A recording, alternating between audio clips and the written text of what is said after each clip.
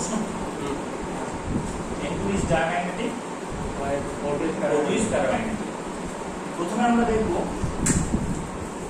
যে ভিবিটি কি বলছে, ভ্যালেন্স বন্ড থিওরি কি বলছে। Nitrogen 7 1s2 2s2 2p3, oxygen 8 1s2 ধোঁয়া বেরোচ্ছে না, এটা ধোঁয়া না, প্রচুর ভেপার হয়ে গেছে, ঠান্ডা হাওয়া বেরোচ্ছে, ভেপারটা কনডেন্স করছে। ঠিক আছে, ভয় খাওয়া কিছু না, ধোঁয়া মনে হচ্ছে নাকি? এটা চালা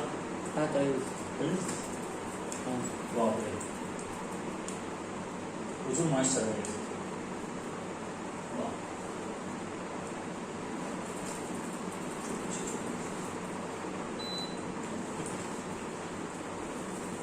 এবার তারপর আমার ব্যাপার আছে, যখনই ওই ওয়াটার ড্রপলেট হচ্ছে, এটা হোয়াইট লাইট স্ক্যাটার করছে, স্ক্যাটারিং এর ফলে এটা কালারটা সাদা দেখাচ্ছে, যেটা ওই কেন্টি থেকে ভেপার বেরোলে সাদা মনে হয়।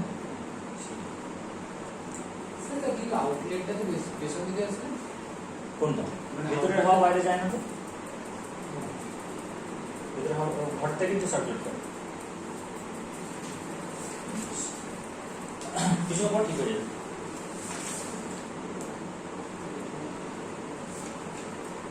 আচ্ছা কি বলছিলাম, বেশ আগুন থাকলে বলবি 1s2 2s2 2p4, ঠিক আছে। এবার যখন N2 তৈরি হবে তখন হবে N ট্রিপল বন্ড N, এখানে একটা লোন পেয়ার, এখানে একটা লোন পেয়ার। কি হবে না, এটা হচ্ছে 2s, এটা হচ্ছে 2p, এখানে পেয়ার আছে, এখানে 1 2 3 তিনটে আনপেয়ার। এখানে হাইব্রিডাইজেশনও কি করবে কে বলতে পারবে? এখানে হাইব্রিডাইজেশন কি করবে? sp স্ট্রাকচার দেখতে হবে।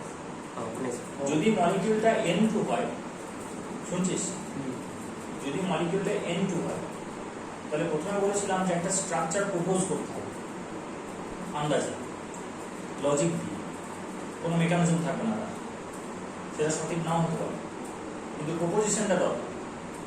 যেমন N2 যদি হয় তাহলে পরিষ্কার যে N যেহেতু ভ্যালেন্সি 3, তাহলে N ট্রিপল বন্ড N নাকি? তাহলে এটা হচ্ছে স্ট্রাকচার প্রপোজড। লোন পেয়ার সম্পর্কে এখন কিছু বলতে পারছি না, ওটা হাইব্রিডাইজ করলে বলতে পারবো, কারণ তুই বুঝিস না, সব ভিডিওতে আছে বা বইয়ে আছে। এরপর এই যে ট্রিপল বন্ডটা হবে, শুনছিস, আর তো কেউ নেই যে আমি এরকম করবো যে নাইট্রোজেন এইদিকে একটা বন্ড করলো, এইদিকে দুটো বন্ড করলো, তাহলে এইদিকে না হয় একটা এনকে দিলাম, এইদিকে কাকে দেবো, তাহলে একদিকে কি করতে হবে? তিনটে বন্ড, এটাই লজিক, ঠিক আছে। তিনটে বন্ড যে করবে, নাম্বার অফ বন্ডস যদি 3 হয়, কটা সিগমা কটা পাই হবে?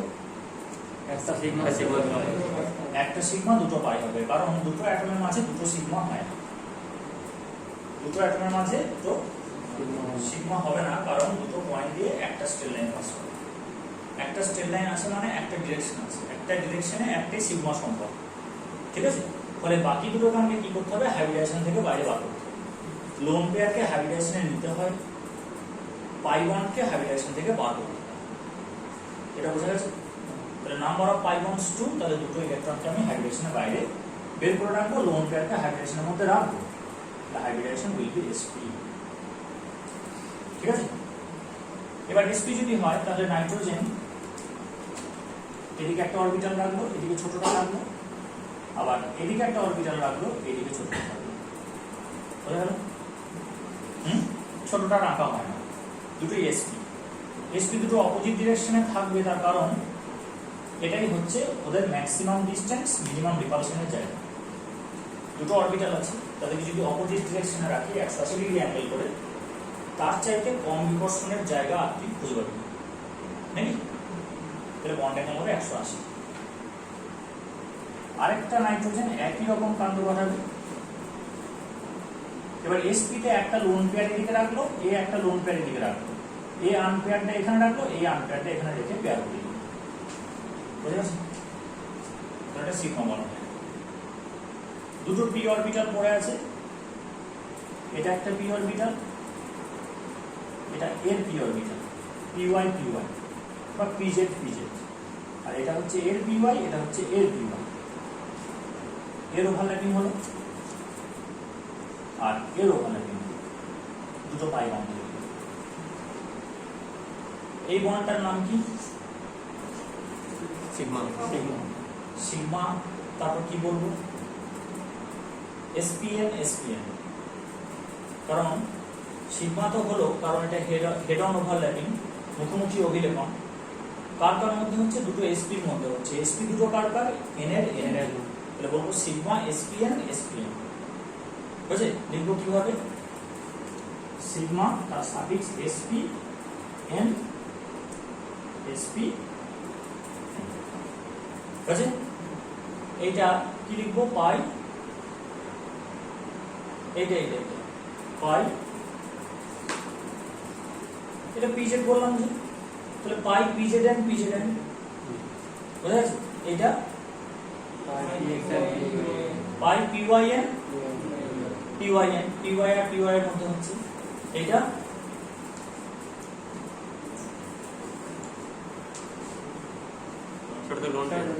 এটা বন্ড নয়, এটা লোন পেয়ার, এটা SP অরবিটাল। ঠিক আছে, এখানে সিগমাটাতে এখানে পেয়ারিং হয়ে গেল, পাই দুটোতে এ একটা রেখেছে এ একটা রেখেছে, এটা পেয়ারিং হয়ে গেল। এইটাতে এ একটা রেখেছে এ একটা রেখেছে, পেয়ারিং হয়ে গেল। তাহলে কটা আনপেয়ার্ড ইলেকট্রন N2 সিস্টেমে রয়েছে? কটা আনপেয়ার্ড ইলেকট্রন N2 সিস্টেমে রয়েছে? আনপেয়ার্ড ইলেকট্রন মানে অযুগ্ম ইলেকট্রন নেই, তাহলে 0 খানা আছে। তাহলে স্পিন ম্যাগনেটিক মোমেন্ট বা ঘূর্ণন চৌম্বক ভ্রামকের মান কি হবে? 0। এর ফর্মুলাটা জানা আছে? √n × n+2 bm Bohr magneton. n এর মান 0 বসিয়ে দেয়, তাহলে কত হবে? 0। তার মানে এটার কোনো ম্যাগনেটিজম থাকবে না। It will not behave like tiny magnet. শুনছিস? শোন, এটা মধ্যে প্যারাম্যাগনেটিজম থাকবে না। এবার যাদের সমস্ত ইলেকট্রন পেয়ার্ড হয় তারা ম্যাগনেটিক ফিল্ড দ্বারা অ্যাট্রাক্টেড হয় না, কারণ এর মধ্যে কোনো ম্যাগনেটিক ফিল্ড জেনারেট করে না। কিন্তু এক্সটার্নাল ফিল্ড যখন দেওয়া হয়, অ্যাজ পার লেন্জ ল, লেন্জের সূত্র অনুযায়ী সিস্টেম এক্সটার্নাল ফিল্ডকে অপোজ করার চেষ্টা করে, বাধা দেওয়ার চেষ্টা করে। তার জন্য ও এই দুটো ইলেকট্রনের যে প্লেন অফ যে স্পিন সেটাকে টিল্ট করবে যাতে করে দুটো কেটে না যায়।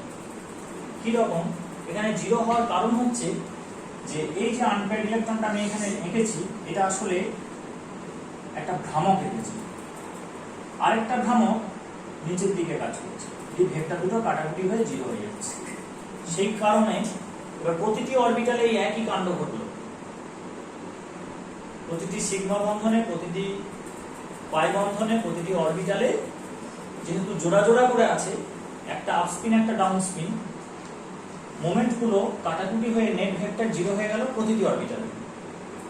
সেই জন্য এর ম্যাগনেটিজম শো করছে। ঠিক আছে, কিন্তু এক্সটার্নাল ম্যাগনেটিক ফিল্ড যখন আসবে তখন এর একটা ন্যাচারাল টেন্ডেন্সি হচ্ছে একটাকেও বেঁকিয়ে দেবে। এই দুটোর ম্যাগনিটিউড একই, কিন্তু এই যেটাকেও বেঁকিয়ে দিল তার কম্পোনেন্ট কি পড়বে? ওর সঙ্গে ইকুয়াল হবে ম্যাগনিটিউড? ইকুয়াল হবে না, কারণ তার cos θ পড়বে। cos θ অলওয়েজ লেস দ্যান 1 যদি অ্যাঙ্গেলটা 0 থেকে বেশি হয়, নাকি? জানা আছে তো cos θ ভ্যালু কত? 1। cos θ ভ্যালু হচ্ছে 1। তাহলে আমি কোণ করে রেখেছি তো, আমি 0 মানে কি এরকম রাখবো, তাহলে কোণ করে রেখেছি মানে কি হবে? ভ্যালু 1 এর থেকে কম হবে। তাহলে এই যে ম্যাগনিটিউডটা ছোট হয়ে গেল, তাহলে আর কাটাকুটি হয়ে 0 হবে না। তো এটা নেট ছোট একটা অ্যামাউন্ট ম্যাগনেটিজম পড়ে থাকে, কিন্তু সেটা হবে opposite in direction to the external magnetic field. এটা হচ্ছে লেন্জের সূত্র। বুঝা গেল? তাহলে অপোজিট যখন হয়ে যাবে তখন কি হবে? এক্সটার্নাল ফিল্ডের সঙ্গে ওর অ্যাট্রাকশন হবে না রিপালশন হবে? রিপালশন হবে। সেই জন্য বলা হয় diamagnetic substances are feebly repelled in a magnetic. Diamagnetic substances are feebly repel মানে খুব মৃদুভাবে বিকশিত হবে একটা ম্যাগনেটিক ফিল্ড। বুঝা গেল? কোথায় অসুবিধা বল? যেটা বললাম সেটা কোথায় অসুবিধা বল?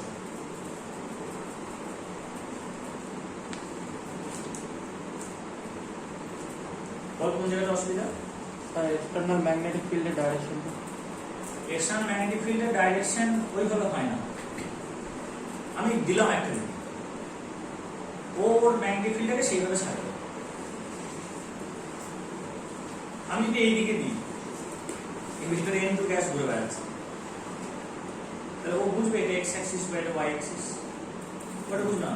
ও সেই ওর ম্যাগনেটিক ফিল্ডটাকে সেইভাবে ছাড়বে যাতে এটাকে অপোজ করবে। এবার অপোজও ততক্ষণ করবে না যতক্ষণ ওদের একটা উপর দিকে আছে একটা নিচের দিকে আছে, একজনকে ব্যাঁকাতে হবে। যেই ব্যাঁকাবে তখন আর কাটাকুটিটা হবে না। ঠিক আছে? তাহলে ডায়াম্যাগনেটিজমটা এইভাবে আসে। এবার O2 আয়। O2 ক্ষেত্রে কি হচ্ছে, এখানে ওয়েভ ভ্যালেন্সি 2, তাহলে এখানে প্রপোজিশন হচ্ছে O ডাবল বন্ড, তাহলে নাম্বার অফ বন্ডস 2, তাহলে সিগমা 1 পাই 1, তাহলে এখানে এটা হচ্ছে 2s,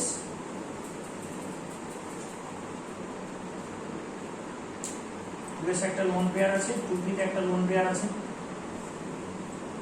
পাই বন্ড একটা আছে, তাহলে একটা ইলেকট্রনকে আমরা হাইব্রিডেশনের বাইরে বের করব। লোন পেয়ার সমেত একটা আনপেয়ার্ড ইলেকট্রনকে হাইব্রিডাইজ করাবো, তাহলে হাইব্রিডেশন হচ্ছে sp2। sp2 যদি হাইব্রিডাইজেশন হয় তাহলে ওর অরবিটাল গুলোকে কিভাবে প্লেস করলে মিনিমাম রিপালশন হবে? ট্রায়াঙ্গেলে 120 ডিগ্রি এবং প্লেনে প্লেস করবে। প্লেনে একটা সমতলে ওদেরকে রাখবে, তাদের মধ্যে অ্যাঙ্গেল হবে 120 ডিগ্রি। তাহলে এই অক্সিজেন এদিকে একটা লোন পেয়ার থাকলো, এদিকে একটা লোন পেয়ার থাকলো, এদিকে একটা আনপেয়ার থাকলো। ঠিক আছে? এই অক্সিজেন সেও কি করলো, একটা আনপেয়ার রাখলো, সিগমা বন্ড হয়ে গেল, এদিকে লোন পেয়ার, এদিকে লোন পেয়ার। বুঝা গেছে? পিজেডটা পড়ে আছে, এটা হচ্ছে একটা পিজেড, এটা হচ্ছে একটা পিজেড। এখানে আনপেয়ার্ড আছে, এখানে আনপেয়ার্ড আছে, ওভারল্যাপ করলো, পেয়ারিং হয়ে গেল। এটা সিগমা পেয়ারিং হলো, এটা পাই পেয়ারিং হলো। O2 সিস্টেমে কটা আনপেয়ার্ড ইলেকট্রন পাচ্ছি? 0। O2 সিস্টেমে কটা আনপেয়ার্ড ইলেকট্রন পাচ্ছি? অযুগ্ম ইলেকট্রন কটা থাকছে? 0। বুঝে বলছিস তো? একটাও থাকছে না। তাহলে O2 কি হওয়া উচিত? 0।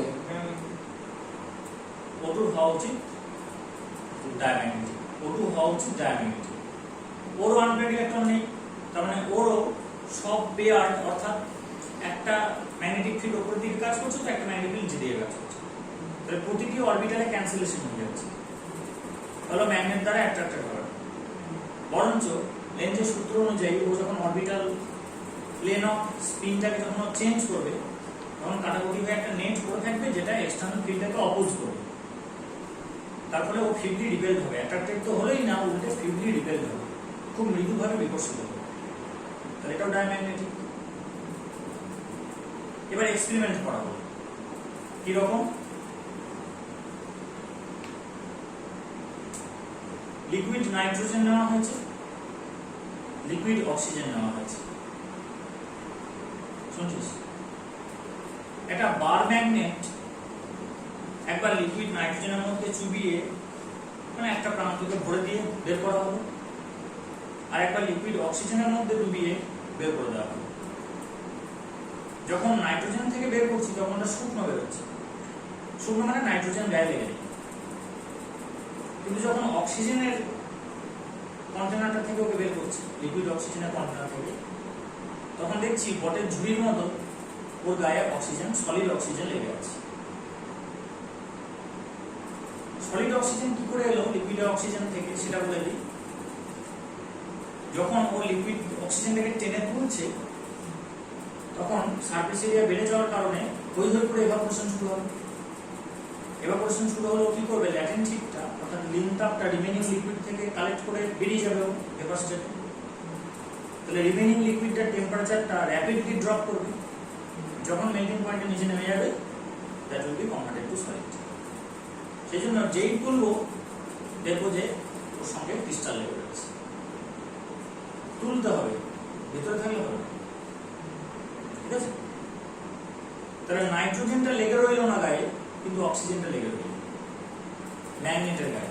কাঠ ডোবালে হচ্ছে,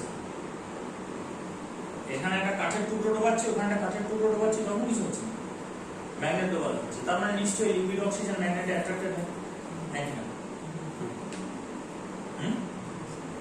গয় চ্যাপম্যান ব্যালেন্সের সাহায্যে চেক করা হলো। গয় চ্যাপম্যান ব্যালেন্স এই বিএমটা বলে দেয় কত, বোর ম্যাগনেট্রনটা কত বলে দেয়, সেখান থেকে ব্যাক ক্যালকুলেশন করে বলা যায় যে এন এর সংখ্যা কত।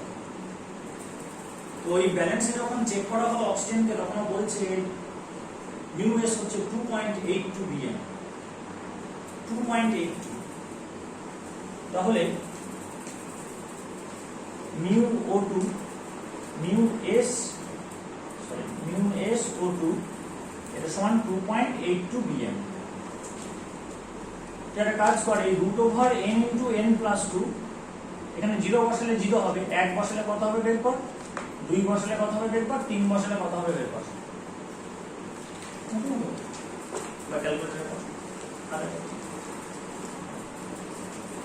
ক্যালকুলেটর মোবাইলে ক্যালকুলেটর আছে, স্যার √2 বসালে ওখানে ওইসব না, মানগুলো বল, ডাইরেক্ট মান। √8 হয়ে যাবে, 2 বসালে, হ্যাঁ 2 বসালে √8 হয়ে যাবে, আর 2√2 এক বসালে এক্সাক্ট ভ্যালুটা চাইছে 1.72, 1.72, এক বসালে 1.72 হবে, 2 বসালে কি হবে 2.82। 2.8। তার মানে ওই যে এক্সপেরিমেন্ট করে যে 2.82 বিএম পাচ্ছি, এটা কি প্রমাণ দিচ্ছে যে ডাই অক্সিজেনে কি আছে, দুটো আনপেয়ার্ড ইলেকট্রন। দুটো আনপেয়ার্ড ইলেকট্রন আছে। তার মানে শুধু এটা প্রমাণ হলো না যে ডাই অক্সিজেন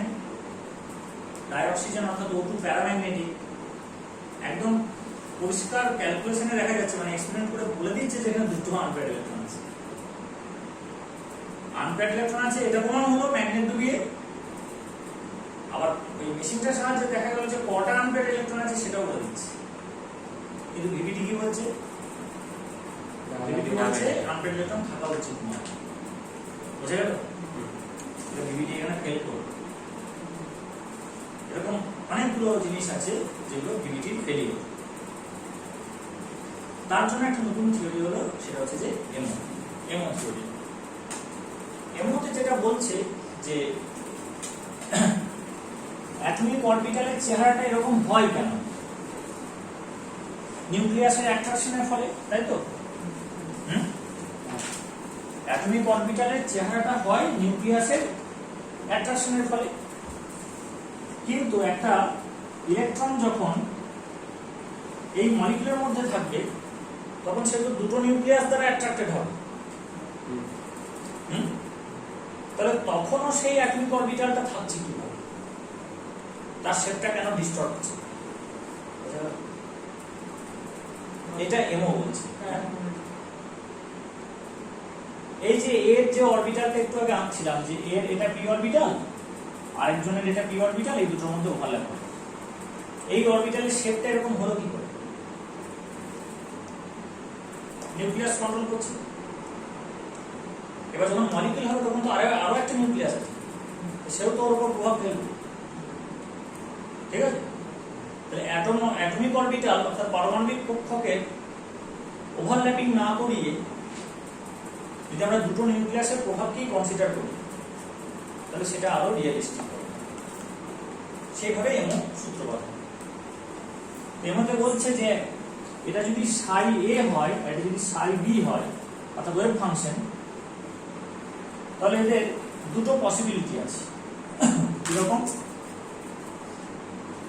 একবার সাই এ প্লাস সাই বি হতে পারে, একবার সাই এ মাইনাস সাই বি হতে পারে। ধর এই পাইবনটা তৈরি হচ্ছে দুটো পি অরবিটালের সাইড ওয়াইজ ওভারল্যাপিং দিয়ে, একবার এটা প্লাস মাইনাস, এটা প্লাস মাইনাস। এই প্লাস মাইনাস মানে চার্জ কি? এই প্লাস মাইনাস মানে চার্জ কি? চার্জ না, চার্জ যদি ধরি তাহলে সবটাই নেগেটিভ, কারণ ইলেকট্রন আছে। এটা হচ্ছে দশা, ফেজ, ঠিক আছে। এই প্লাস মাইনাসটা চার্জ নয় যে এটার উপরটা পজিটিভ চার্জ নিচেরটা নেগেটিভ চার্জ, এরকম না। চার্জ যদি বলি টোটালটাই নেগেটিভ চার্জ, কারণ টোটালটা ইলেকট্রন দিয়ে তৈরি। ক্লিয়ার? এটা ফেজ এঁকেছি, এটা প্লাস এটা মাইনাস, বুঝছে? যদি এইভাবে দেখতে হয়, দেখ অ্যাটমিক স্ট্রাকচারে পড়িয়েছিলাম, এটা প্লাস মাইনাস, এটা প্লাস মাইনাস, বুঝতে পেরেছিস? এবার এইটা মানে হচ্ছে ওই ছবিটা। তাহলে কনস্ট্রাকটিভ ইন্টারফারেন্স হবে না ডিস্ট্রাকটিভ ইন্টারফারেন্স হবে? ওখানে কনস্ট্রাকটিভ হবে। তাহলে ডিস্ট্রয় হবে না কনস্ট্রাক্ট হবে? কনস্ট্রাক্ট হবে। এটা দাঁড়াবে এরকম,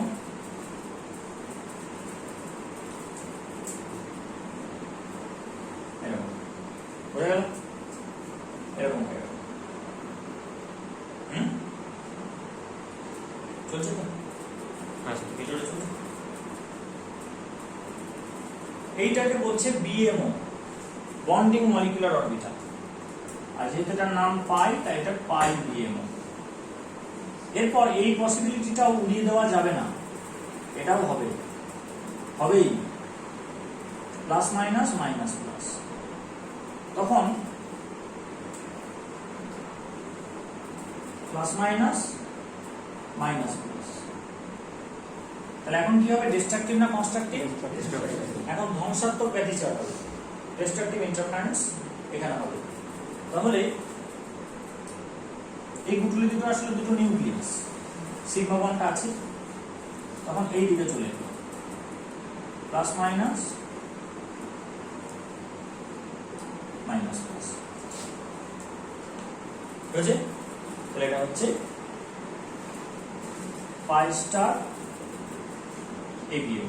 অ্যান্টি বন্ডিংটাকে স্টার দিয়ে বোঝানো হচ্ছে, আর এর নাম হচ্ছে অ্যান্টি বন্ডিং মলিকুলার অরবিটাল, বুঝেছে? সোশ্যাল লোক কি করে? সোসাইটি কনস্ট্রাক্ট করে। অ্যান্টি সোশ্যাল কি করে? সোসাইটি ডিস্ট্রয় করে। আনসোশ্যাল কি করে? কোনো কন্ট্রিবিউশন নেই, না কনস্ট্রাক্ট না ডিস্ট্রয়, তাই তো? এখানেও আমরা তিন রকম লোক পাবো।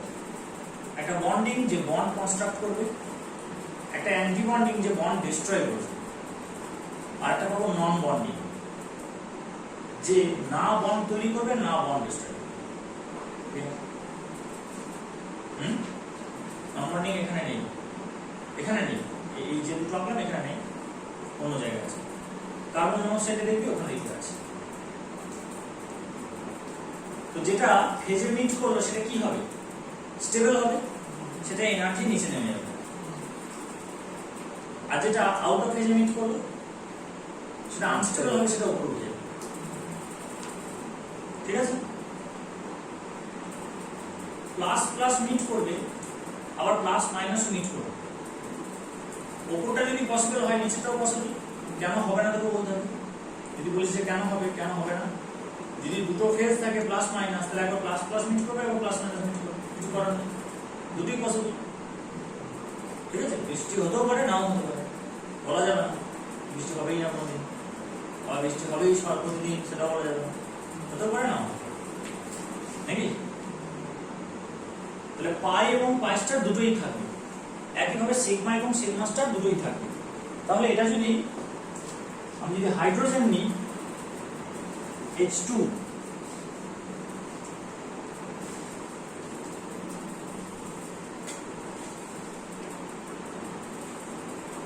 এটা হচ্ছে AO AO, atomic orbital atomic orbital, মানে 1s 1s। এবার এই দুটো একবার সিগমা তৈরি করলো, এটা একবার সিগমা স্টার তৈরি করলো। এটা স্টেবল হলো সিগমা 1s, এটা আনস্টেবল হলো সিগমা স্টার 1s। তাহলে অ্যাটমিক অরবিটালের যে এনার্জি ছিল, এই বাঁ দিকটা হচ্ছে এনার্জির অ্যাক্সিস, তার থেকে এনার্জি কমে গেল মানে এটা স্টেবল হলো, এর থেকে এনার্জি বেড়ে গেল মানে এটা আনস্টেবল হলো। ক্লিয়ার আছে?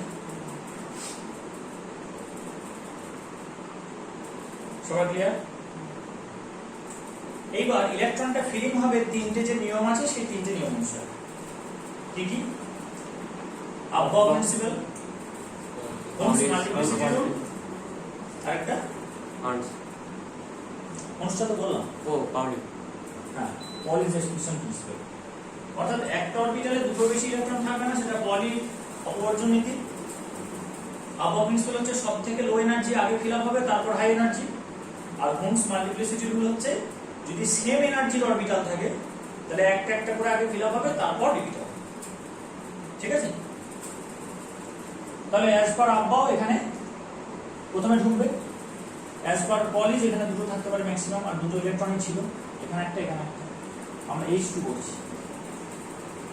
এবার বন্ড অর্ডার বের করব। বন্ড অর্ডার হচ্ছে দুটো অ্যাটমের মাঝে কতগুলো বন্ড আছে, সেটা হবে হাফ ইনটু এনডি মাইনাস কতগুলো ইলেকট্রন বন্ডিং এ আছে n BMO মাইনাস যেহেতু অ্যান্টি বন্ডিং ডিস্ট্রয় করে কতগুলো ইলেকট্রন অ্যান্টি বন্ডিং এ আছে। আগে হাফটা দেওয়া হয়েছে কারণ এটা হচ্ছে ইলেকট্রন আর এটা হচ্ছে বন্ড। দুটো ইলেকট্রন কটা বন্ড তৈরি করে? একটা একটা। তাহলে একটা ইলেকট্রন কটা বন্ড তৈরি করবে? অর্ধেক, সেটা হাফ দিয়ে গুণ করা আছে। এবার এখানে বসা হাফ ইনটু 2 মাইনাস 0 সমান 1.0। তাহলে ভিভিটি যেটা বলেছিল যে হাইড্রোজেনের H2 তে কটা বন্ড হবে? একটা বন্ড হবে, সেটাই আসছে। ক্লিয়ার? বেশ, H2 প্লাস লেখা যায় H2 প্লাস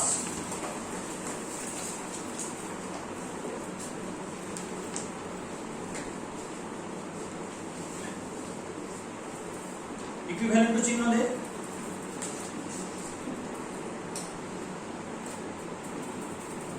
ইকুইভ্যালেন্ট চিহ্ন দে। ইকুইভ্যালেন্ট চিহ্ন মানে হচ্ছে ইকুয়াল টু মানে দুটো দাগ, ইকুইভ্যালেন্ট মানে তিনটে দাগ। দিস H পাশে প্লাস, ওই ধারে H পাশে প্লাস, আবার H মাথায় প্লাস। H পাশে প্লাস, আবার H মাথায় প্লাস। তার মানে H এর সঙ্গে যদি H প্লাস যোগ করি H2 প্লাস হবে, হ্যাঁ কি না? হবে তো? H এর সঙ্গে H প্লাস যোগ করলে H2 প্লাস হবে। ওভারঅল মার্কিং থেকে একটা ইলেকট্রন বের করে নেওয়া হয়েছে। তার মানে কি? তার মানে একটা হাইড্রোজেনের ইলেকট্রন আছে আর একটা হাইড্রোজেনের ইলেকট্রন নেই, এটা বোঝাতে চাই। H এর সঙ্গে H প্লাস যোগ করছে, তাহলে এই এমোটাকে ইলেকট্রনটা বসাবি না, এই এমোটাকে ইলেকট্রনটা বসাবি না, বোর্ডের এমোটাকে ইলেকট্রনটা বসাবি না, ঝটপট।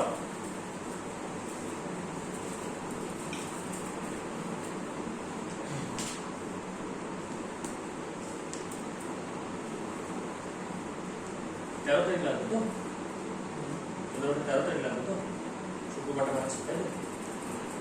শুধু আইপিএসি, শুধু নমিনিকেশন,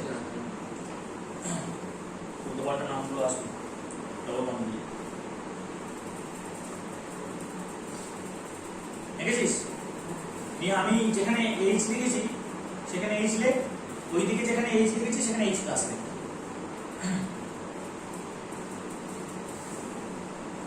এও লেখ,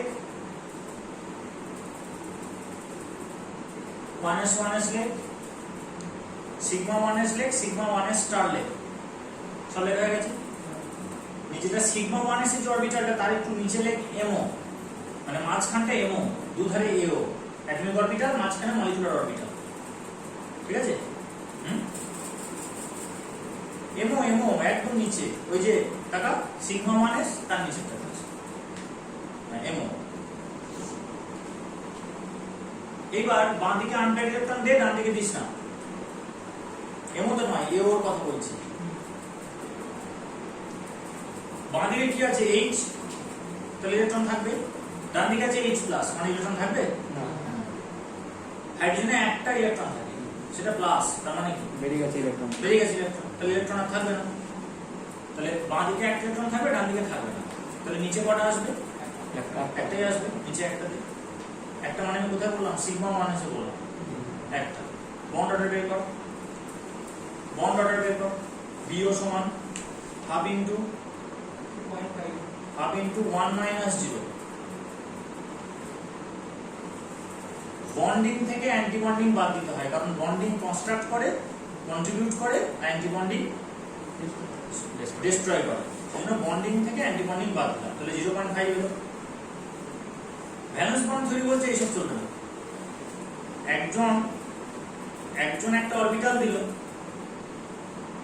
সেখানে একটা ইলেকট্রন আছে, আরেকজন দিলই না, তারা তো অরবিটালই নেই, তাদের মধ্যে ওভারল্যাপিং হবে। অর্থাৎ H2+ এর অস্তিত্ব ভিভিটি নাকচ করে। ভিভিটি বলছে এসব হবে না, তৈরি হবে না। বুঝতে পারছেন?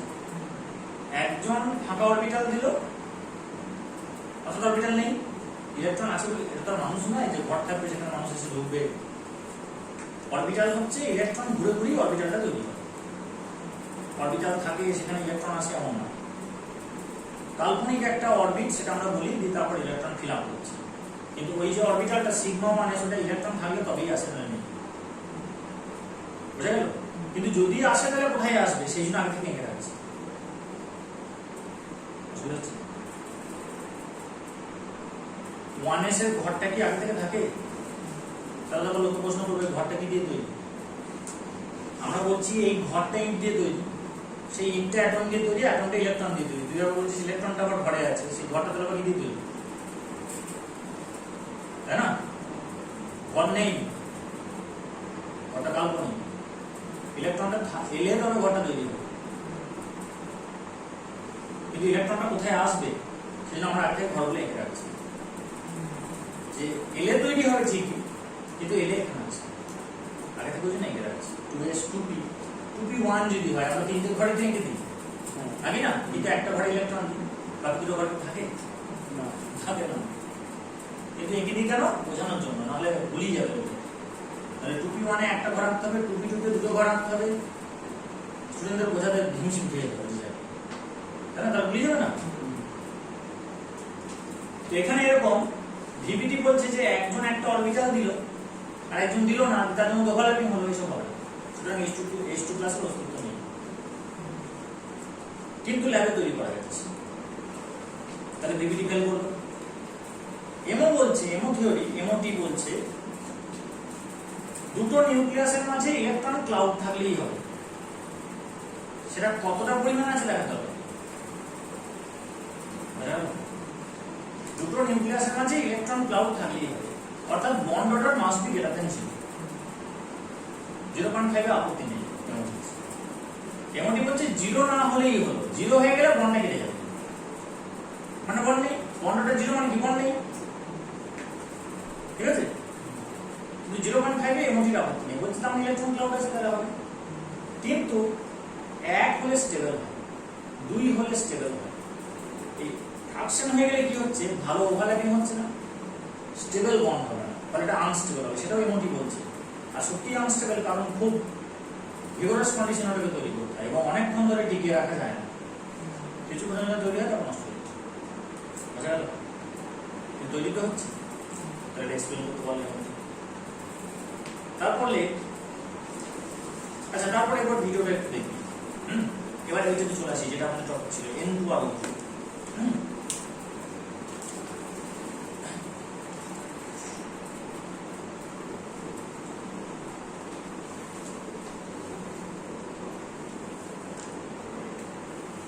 এইভাবে 1s টা হলো, তো তারপর 2s হবে।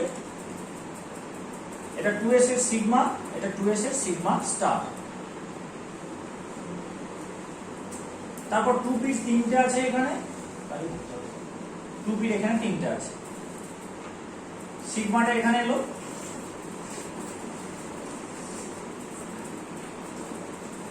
আর দুটো পাই আছে, পাইটা এখানে এলো।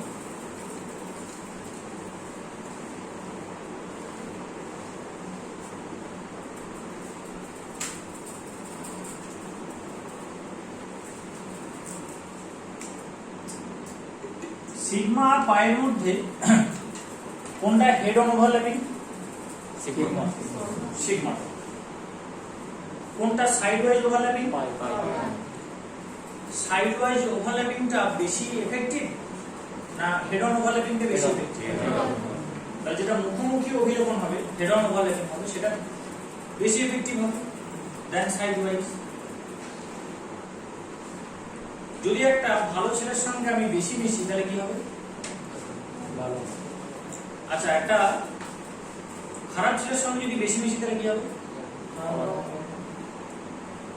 ভালো ছেলের সঙ্গে যদি কম মিশি তাহলে কি হবে? খারাপ ছেলের সঙ্গে যদি কম মিশি তাহলে কি হবে? এবার আমি উত্তরগুলো কারেকশন করতে হবে। ভালো ছেলের সঙ্গে বেশি মিশলে বেশি ভালো হবে, খারাপ ছেলের সঙ্গে বেশি মিশলে বেশি খারাপ হবে, ভালো ছেলের সঙ্গে কম মিশলে কম ভালো হবে, খারাপ ছেলের সঙ্গে কম মিশলে কম খারাপ হবে। বুঝে গেল? পায়ের যেটা ভালো আর খারাপ সেটা সাইড ওয়াইজ ওভারল্যাপিং, অভিলেখনটা দুর্বল, ওভারল্যাপিংটা উইক, ফলে ওর স্টেবলটাও কম হচ্ছে, ওর আনস্টেবলটাও কম হচ্ছে। মানে তুই কম কম মিশছিস, কোন একটা ছেলে কম কম মিশে, যার সাথে মিশে কম কম মিশে, তাহলে ভালোর সাথেও কম মিশলো, কম ভালো হলো, খারাপের সাথে যখন কম মিশলো কম খারাপ হলো, উঠেছে কম নেমেছে কম। ওটা পাই সিগমার বাড়াবাড়ি, হেড অন ওভারল্যাপিং বেশি, অতিরিক্ত ওভারল্যাপিং, ফলে ওর বন্ডিংটা অনেক নেমে যাবে, অ্যান্টিবন্ডিংটা অনেক উঠে যাবে। সেটা পাইগুলো ট্রাপড হবে, কার মধ্যে স্যান্ডউইচ হবে, কার মধ্যে সিগমা সিগমা স্টারের মধ্যে। এবার ইলেকট্রনটা তোকে ফিলিং করতে হবে। নাইট্রোজেনে কটা ইলেকট্রন থাকবে? আমি 1s কে বাদ দিয়েছি, তাহলে 2s থেকে বল কটা ইলেকট্রন থাকবে? 5টা। n2 10টা, 10টা। n2 1s টা বাদ দে, নাইট্রোজেন হচ্ছে 7, 1s2 2s2 2p 3, 1s টা বাদ দিয়েছি, তাহলে 5টা। এবার n2 মানে হচ্ছে 5 + 10, তাহলে 1 হলো, এটা কি প্রিন্সিপাল? একটা ইলেকট্রন যে ওখানে রাখলাম, এটা কি প্রিন্সিপাল? এটা আপ বাউন্ড নীতি, তলায় রেখেছি একটা। এটা কি প্রিন্সিপাল? এটা আপ বাউন্ড, তলায় রেখেছি। এটা কি প্রিন্সিপাল হলো? এটা আপ বাউন্ড প্লাস পলি হলো। আপ বাউন্ড বলছে আগে লো এনার্জি ফিল করে তারপর হাই এনার্জি, তাহলে আপ বাউন্ডটা মেনে চললাম। আর পলিজাইজেশন দুটোর বেশি রাখা যায় না, তাহলে তৃতীয়টাকে উপরে তুলে দিয়েছি, হয়েছে? তাহলে 1 2 হলো, 3 হলো, 4 হলো, 5 হলো, 6 হলো, এবার 7 হলো, এখানে 8 হলো। এটা কি প্রিন্সিপাল? হুন্ডস। ওখানে দুটো পাই আছে, অর্থাৎ ডিজেনারেট অরবিটাল, ওরা সেম এনার্জি, সমান শক্তি। ক্লিয়ার? তাহলে এটা 6টা ঢুকেছে, তো এখানে 7 ঢুকলো, এখানে 8 ঢুকলো, একই জায়গাতে ঢুকলো না। অর্থাৎ যখন সেম এনার্জির অরবিটাল থাকবে তখন একটা একটা করে ভর্তি হয়ে তারপর রিপিট হবে। কটা হলো? 8টা। এখন দুটো আছে, তাই তো? তাহলে এটা 9, এটা 10। কোথায় গেল না? পাই স্টারে গেল না, সিগমা স্টারে গেল না। সিগমা এটা 2pz, যদি z বন্ড অ্যাক্সিস হয়, এটা পাই, তাহলে 2px 2py। এবার এখানে একটা টার্ম বুঝতে হবে, সেটা হচ্ছে হোমো আর লুমো, মানে highest occupied molecular orbital. Highest মানে নিচের দিক দিয়ে দেখতে দেখতে যাও, সবচেয়ে উঁচু অরবিটাল কোনটা? 2px আর 2py। সবচেয়ে উঁচু অরবিটাল কোনটা? Sigma star. সিগমা অকুপাইড নয়। হ্যাঁ, ওই নেই। কথা বলছি সবচেয়ে উঁচু অরবিটাল কোনটা? Sigma star. এবার বল ভর্তি সবচেয়ে উঁচু অরবিটাল কোনটা? পাই 2px আর পাই 2px পাই 2py। এটা বুঝে গেছে? তাহলে হাইয়েস্ট, সর্বোচ্চ, অকুপাইড, ভর্তি মলিকিউলার অরবিটাল। ঠিক আছে? তাহলে ওইটা হবে। এবার বল সবচেয়ে লোয়েস্ট কোনটা? Sigma 2s। Sigma 1s। এখানে আঁকা নেই, যেটা আঁকা আছে সেখানে সিগমা 2s। লোয়েস্ট আনঅকুপাইড, মানে সবচেয়ে কম কিন্তু ফাঁকা, কোনটা? পাই স্টার। পাই স্টার। ওকে লুমো বলে, একে হোমো বলে। মানে নিচে থেকে ভর্তি হতে হতে যেটা শেষ ভর্তিটা সেটা হচ্ছে হোমো, আর উপর থেকে নামতে নামতে যেটা শেষ ফাঁকা সেটা লুমো। এই দুটো বৈশিষ্ট্য আছে, হোমো থেকে ট্রান্সফার হয় আর লুমোতে নেয়, সেই জন্য দরকার আছে। বুঝা গেছে? কখনো যদি ইলেকট্রন ট্রান্সফারের প্রয়োজন হয় তখন হোমো থেকে ট্রান্সফার হয়, কারণ ওটা সবচেয়ে বেশি এনার্জি, সবচেয়ে বেশি এনার্জি ইলেকট্রনটা থাকতে কেন কম এনার্জি ইলেকট্রনটা দেবে, সেটা ট্রান্সফার হয় হোমো থেকে। আর লুমোতে নেয় কেন না, ওটাই সবচেয়ে কম এনার্জি নেওয়ার মতো জায়গা, ওটাই সবচেয়ে কম এনার্জি। বুঝা গেছে? হ্যাঁ, সেই জন্য এটা জানতে হবে। বেশ, এবার এর বন্ড অর্ডার বের করো। ঝটপট ছবি আঁকতে হবে না, ছবি বাড়িতে ভিডিও দেখবি, বই দেখবি, ছবি আঁকবি। এখন বন্ড অর্ডারটা ঝটপট বের করো। ওটা বারবার লিখতে হবে না, পরীক্ষায় লিখবি, এখন ঝট করে বের করো।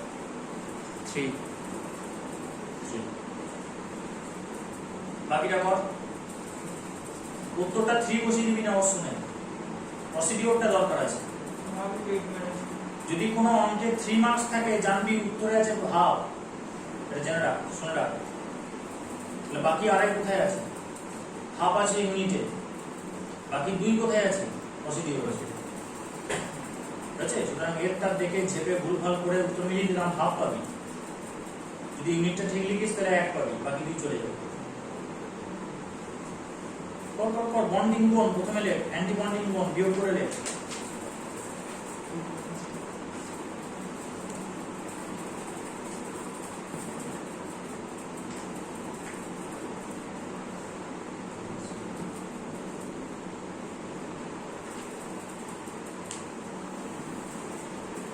এখানে 2s আছে মানে এখানে 2s এর এই অরবিটাল গুলো আছে, দিয়ে এটা উপরে উঠেছে, এটা নিচে নেমেছে। তাহলে অ্যাটমিক অরবিটালের রেসপেক্টে নিচের গুলো বন্ডিং, উপরগুলো অ্যান্টি বন্ডিং। আবার এইটার রেসপেক্টে এইটা হচ্ছে বন্ডিং, এইটা হচ্ছে অ্যান্টি বন্ডিং। আর আমি তো এখানে সুবিধা করে দিয়েছি নাম লিখে দিয়ে, এটা সিগমা মানে বন্ডিং, এটা সিগমা স্টার মানে অ্যান্টি বন্ডিং, এটা বন্ডিং বন্ডিং, এটা অ্যান্টি বন্ডিং। বন্ডিং থেকে অ্যান্টি বন্ডিং বাদ যাবে। টোটাল বন্ডিং কাউন্ট করো, কটা আছে? এখানে 8টা আছে। টোটাল অ্যান্টি বন্ডিং 2টো। তাহলে হাফ ইন্টু 8 মাইনাস 2 সবার হলো? হলো?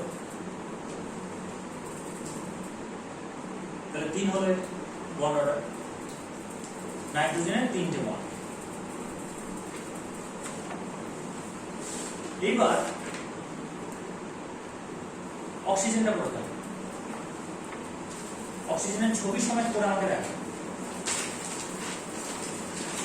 নাইট্রোজেনটা করে দিয়েছি আমি, O2 এমোটা ছবি সমেত বন্ড অর্ডার বের করে আমাকে দেখা।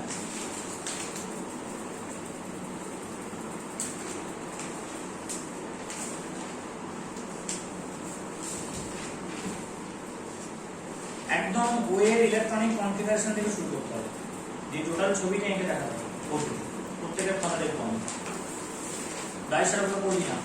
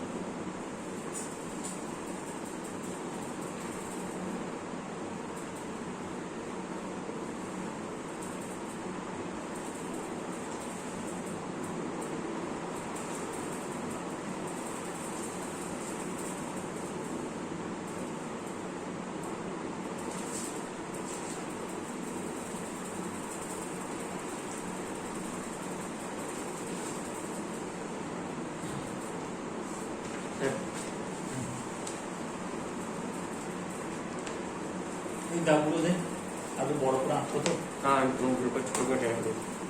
কোন দাগগুলো? ওই এই যে ফরম্যাটটা আছে। 11টা স্টপ করে দিই ভিডিওটা।